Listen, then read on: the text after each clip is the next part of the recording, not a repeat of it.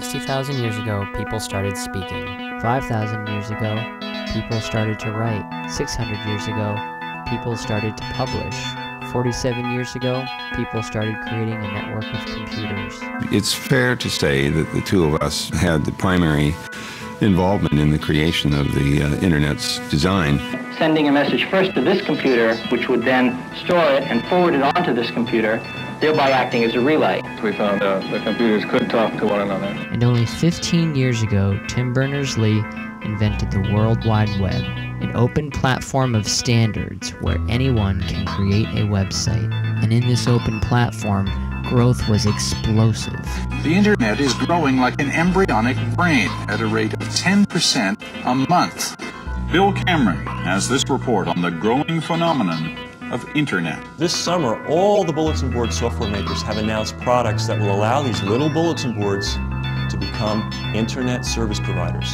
It's all pure, clear, free, unregulated communication. All the information you ever encountered in your life would be linked together in this system across countries, across continents. No middlemen. You produce it, you distribute it. Welcome to the revolution. I'm worried that this will end in the USA. Every day, as more and more citizens learn about the issue of net neutrality, they realize that the Internet, as they know it, is very much at risk. The notion of a level playing field, or what's called network neutrality, is under siege by powerful industries trying to tilt the field to their advantage. Wait, what? The Internet is at stake? How could something so firmly planted in reality disappear? Well, let's take a step back. The technology to build newspapers could facilitate the construction of a press for about $10,000 in current dollars. So in the early days, there was a pamphleteers who produced arguments which they could spread broadly because the cost of access to that spread was low. But that cost changed dramatically, where by the time of the Civil War, the cost in current dollars of running a newspaper was about $2.5 million. Once commercialized, newspapers became a one-directional medium, no longer benefiting from the contributions of everyone. In the 1920s, radio was a common technology, in the sense that an extraordinary range of people were radio broadcasters. Political speech, social speech, religious speech was common in this space. And when people began to think that they could make commercial radio function through advertising, the Federal Communications Commission began to implement a very different idea about how radio would function. We must make sure that the United States is sound economically, socially, and politically. Working with business and government, the spectrum was allocated in a way that made it so only the few could get access to the spectrum. By the mid-1930s, NBC and CBS would be responsible for an astounding 97% of nighttime broadcasting. And people lost their ability to create radio, and it too became a one-directional medium. Now, in both cases, what I'm describing here is an exogenous technological change that initially produces an explosion of democratic speech. And this innovative, uncontrolled speech threatens, and those threatened then react. They react to take a culture that had been unlocked by this exogenous technological change and relock it. So what's the catch with the Internet? Your connection. By the year 2006, our research shows that 86 million households should have been wired with fiber, i.e. the majority of the United States. The reason why it didn't get built is because none of the regulators stepped up to the plate and held the phone companies accountable. Phone companies took $25 billion in tax write-offs, while revenues soared 128%. But they didn't build the fiber network they promised. Call waiting, call forwarding, caller ID cost about a penny to offer. They charge $5.30. All of that is profit now. Under the old regime, they would have to return all the extra money. They wouldn't be allowed to keep these profits. Under the old regulations, the phone companies were required to pour those profits back into their networks. Instead, they've been planning an entirely different system. By the time fiber speeds finally get to the home, they want to be in control of the ways you can use it. Their first step was removing net neutrality in 2005. Since August of 2005, telephone company executives have been saying, there are pipes. We built those pipes.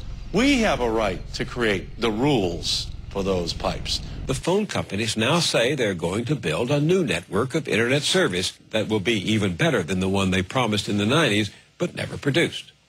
Once again, though, they want something in return. They want control, not just over the copper wires and fiber optic cables, but control over the internet itself.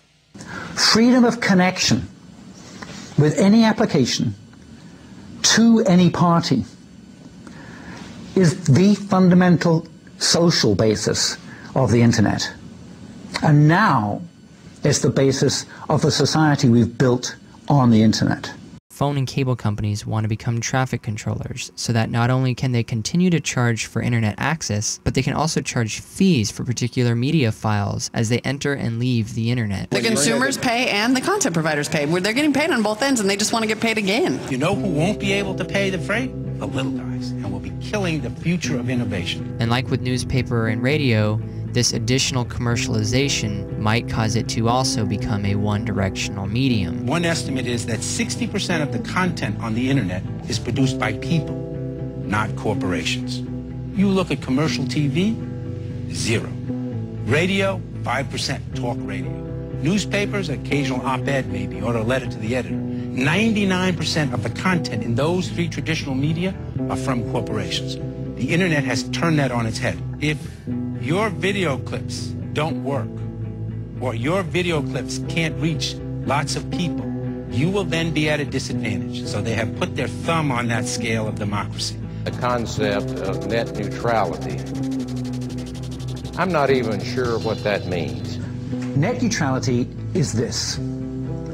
If I pay to connect to the net with a given quality of service, and you pay to connect to the net with the same or a higher quality of service, then you and I can communicate across the net with that quality of service.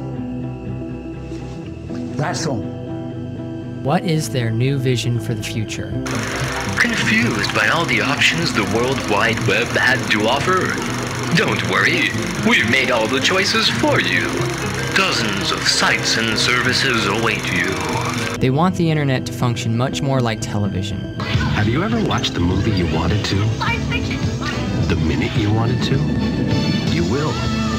And the company that'll bring it to you, AT&T. It'll be their highway, that's what they say. Democratic Representative Ed Markey has been standing up for us against these companies. Now, what did the telephone companies have to do with inventing the internet? Nothing. The browser? Nothing. The World Wide Web? Nothing. What have they had to do with the internet from the beginning of time? Nothing. Well, there is a kind of war going on around the United States. It's a battle of citizens who are fed up. Net neutrality, an issue which is going to fundamentally change the nature of the internet forever.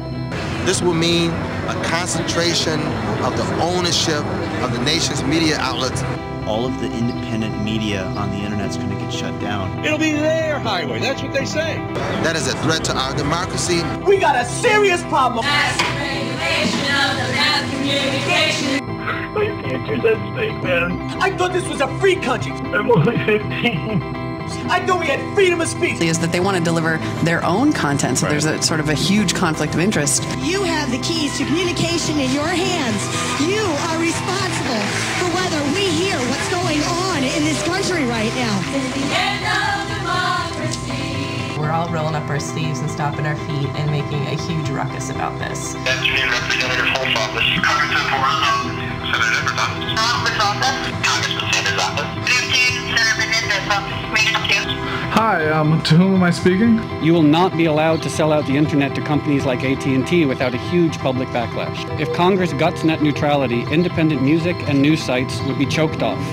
Consumer choice will be limited and the internet will become a private toll road auctioned off by companies like AT&T. Emails to everybody that I know. This is in regards to supporting network neutrality. Just let him know that I think this is an issue that's probably going to have a big say in young voters. And thank you very much. Take care. Bye-bye. Bye. Okay.